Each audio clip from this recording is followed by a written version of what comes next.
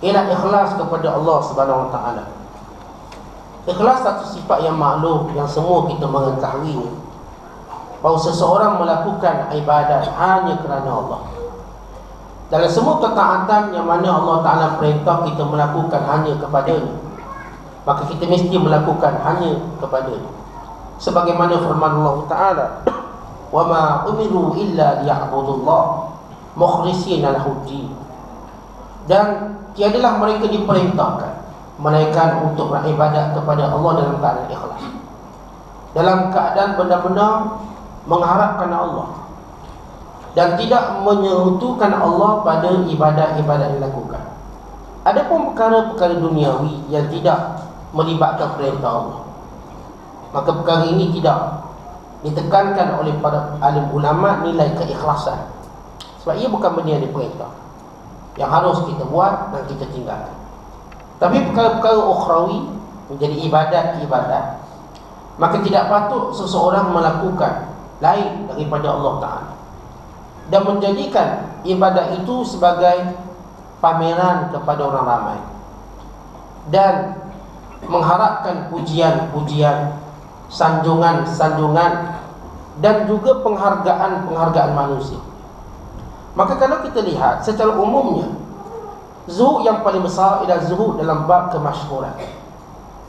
Manusia mudah sahaja untuk zuhud pada makanan, kurang makan, dan zuhud pada harta benda, kurang harta benda, atau zuhud pada pangkat dengan menolak banyak pangkat dan jawatan.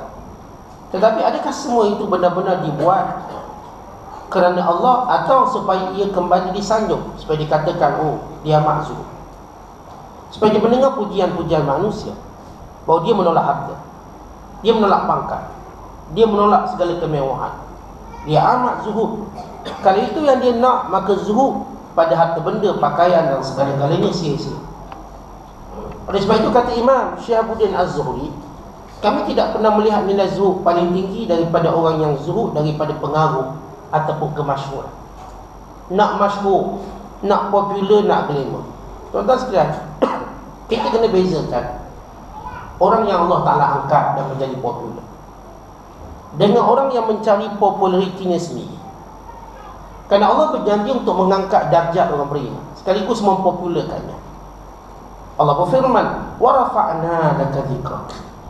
Wahai Muhammad, kami popularkan nama kamu, kami angkat nama kamu. Kita tahu bahawa orang yang paling popular sekali Nabi Muhammad sallallahu alaihi wasallam. Siapa pun kenal, musuh ataupun apatah lagi sahabat dan para pencinta.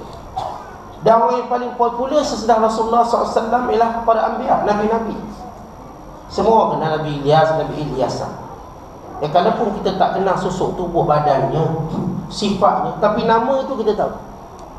Nama Zakaria, nama Yahya, nama Zulkifli dan lain-lain nabi-nabi alaihi wassalatu wassalam.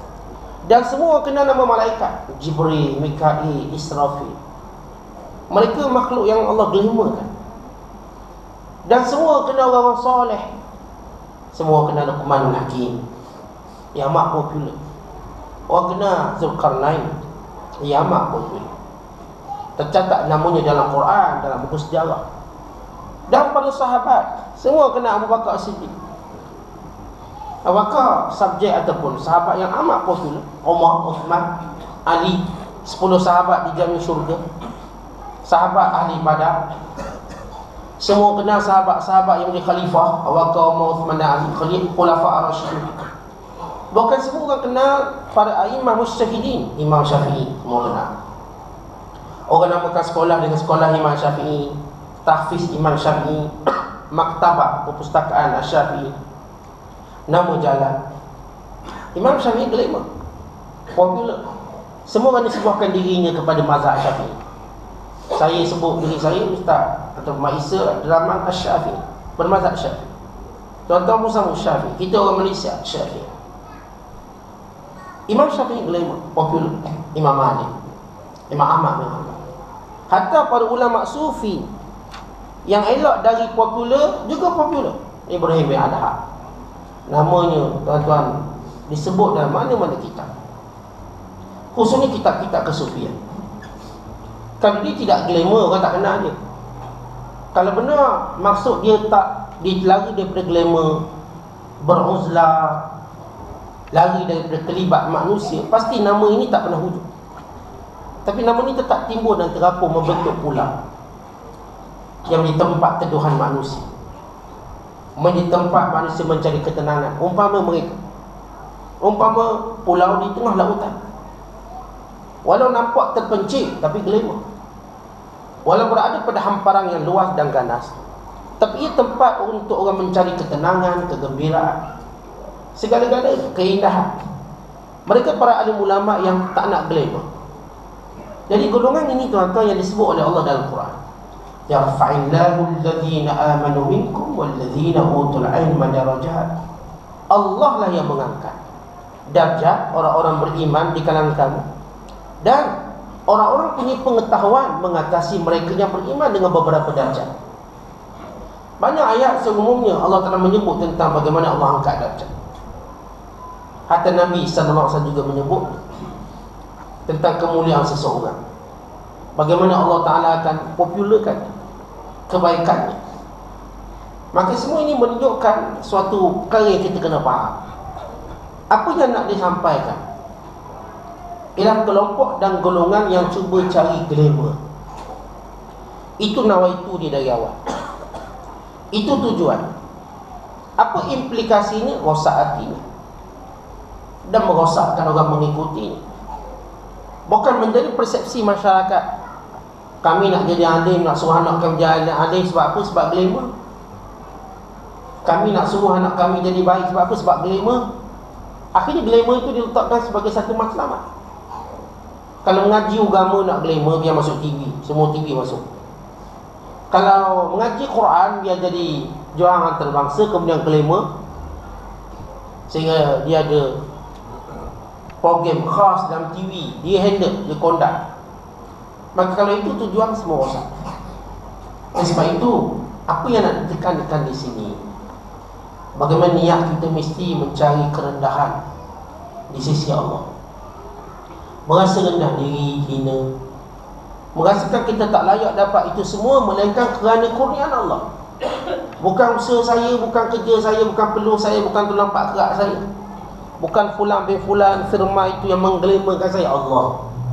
Dan sampai masa Allah boleh jatuhkan saya. Bukankah Allah Ta'ala sebut dalam Quran, Qulillahumma malikal mulki tu'til mulka man tasha' wa tanzi'ul mulka mimman tasha' wa tu'izzu man tasha' wa tudhillu man tasha' biyadikal khair innaka ala kulli syai'in qadir. Katakanlah Allah, dialah yang memberi kerajaan kepada siapa yang dikehendaki, pemerintahan, dan dialah yang akan mencabut kerajaan dan pemerintahan daripada siapa yang dikehendaki. Dialah yang memuliakan pada sesiapa yang dikehendaki, dialah yang menghina pada siapa yang dikehendaki. Contoh kalau orang faham asas ini, maka tak timbul dia mencari glamour. Kalau hari ini kita terkenal, orang kenal kita, lalu kita katakan yang mengangkat saya Allah, dan sampai masa dan tempoh dia manusia akan tenggelam. Sebagaimana berlaku sebagai satu sunnatullah, naik turun ni sunnatullah. Ke zaman kita glamour, zaman lain kita tak glamour. Kampung kita dikenali, kampung lain kita tak dikenali. Maka kita tidak mengeluh hal itu. Bila saya atau tuan-tuan bukan orang cari glamour, katakan di tempat lain saya tidak dikenali, saya tidak perlu kata mendapat awak tahu tak saya ni orang glamour ni. Maka kalau begitu orang ni memang nak cari glamour. Tapi kamu tak kisah, dia ada tempat yang orang tak kenal. Baca hadis Rasulullah. Tuan-tuan, saya kata